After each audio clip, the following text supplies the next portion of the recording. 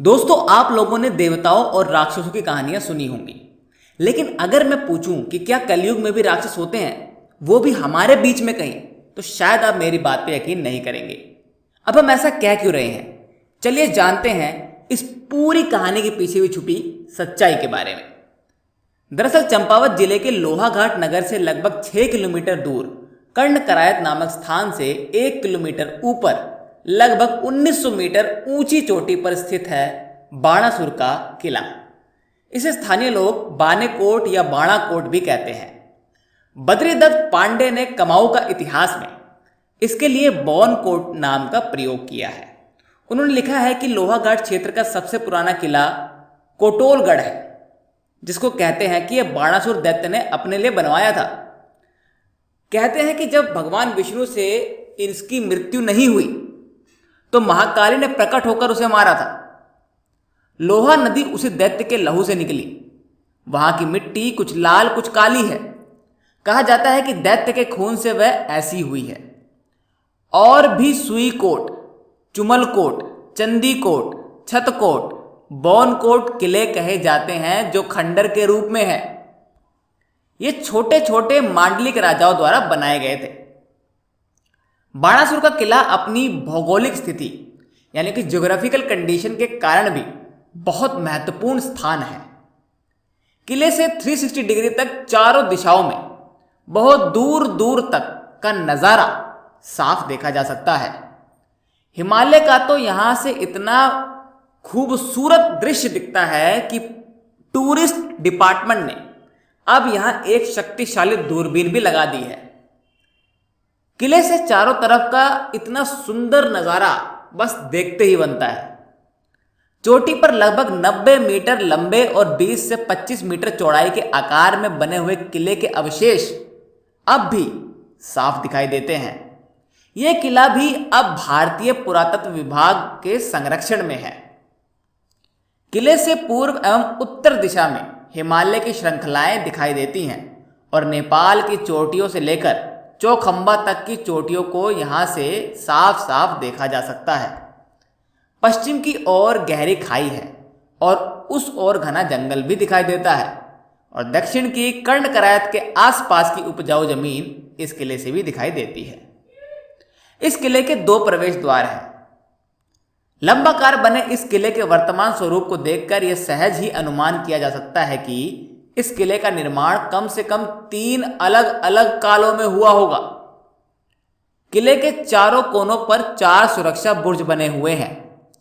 चांदपुर गढ़ी की तरह ही बाणासुर के किले में भी दीवारें बाहर की ओर देखने के लिए रोशनदान या फिर हम यूं कहें कि रोशनी को आने के लिए छोटे छोटे छेद बने हुए हैं।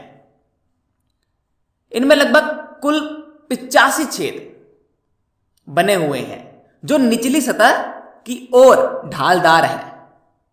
संभवतः यह आकार इनके सामरिक उपयोग में मददगार होता होगा। जल प्रबंधन के लिहाज से बाणासुर किले में विशेष इंतजाम किया गया है। चांदपुर गढ़ी में एक गोलाकार कुआं दिखाई देता है, यानी कि हम यूं कहें कि चांदपुर गढ़ी के अंदर एक सर्कुलर जो कुआं है वो दिखता है, जो मुख्यतः भवन से बाहर है, परंतु बाणासुर किले के अंदर स्क्वायर शेप के अंदर कुआं बना हुआ है और मुख्य भवन के ये बीचों बीच बना हुआ है। लगभग 13 मीटर लंबा और 5 मीटर चौड़ा ये जल संग्राहक यानी कि वाटर कंजर्वेशन लगभग 8 मीटर गहरा है, और इसमें नीचे तक उतरने के लिए सीढ़ियां भी बनी हैं। जब इस किले का उपयोग किया जाता होगा तो उन दिनों निश्चित रूप से इसी जल कुंड का पानी किले के निवासियों के उपयोग में आता होगा।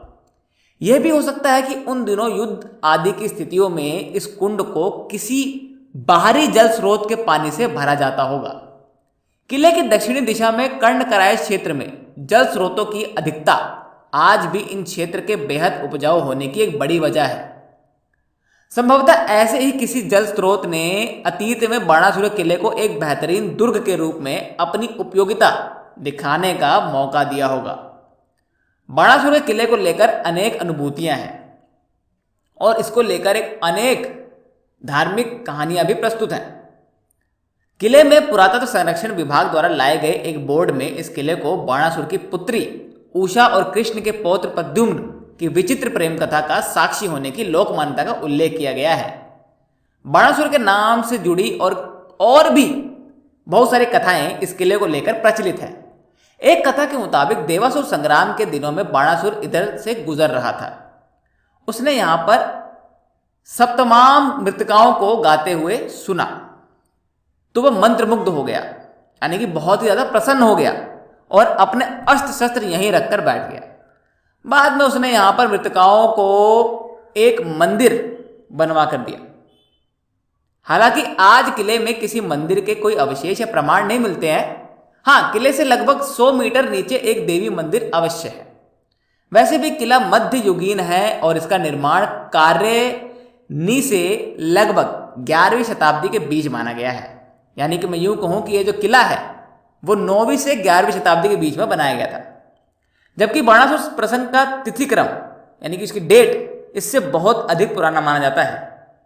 कालक्रम चाहे कुछ भी रहा, लेकिन यह तथ्य निर्विवाद है कि अनेक किंवदंतियों, अनेक पुरातात्विक प्रमाणों और अनेक आकार प्रकार तथा विशिष्ट भौगोलिक स्थिति के कारण बाणासुर का किला उत्तराखंड के इतिहास में एक खास स्थान रखता है। दोस्तों, वैसे तो हम आस्था को लेकर बहुत ही ज्यादा प्रभावित और सीरियस होते हैं। हमारा आस्था में पूरा विश्वास है, लेकिन आप जब भी उत्तराखंड जाएं तो इस किले को देखना ना भूलें। यह साक्षात हमारा और हमारे देश का एक प्राचीन इतिहास है। दोस्तों, अगर आपको हमारी ये प्रस्तुति पसंद आई है तो वीडियो को लाइक, चैनल को सब्सक्राइब करके हमारे फैमिली का हिस्सा जरूर बनिए और कमेंट में इस किले के बारे में अगर आप और कुछ जानते हैं तो हमें वो जरूर बताइए।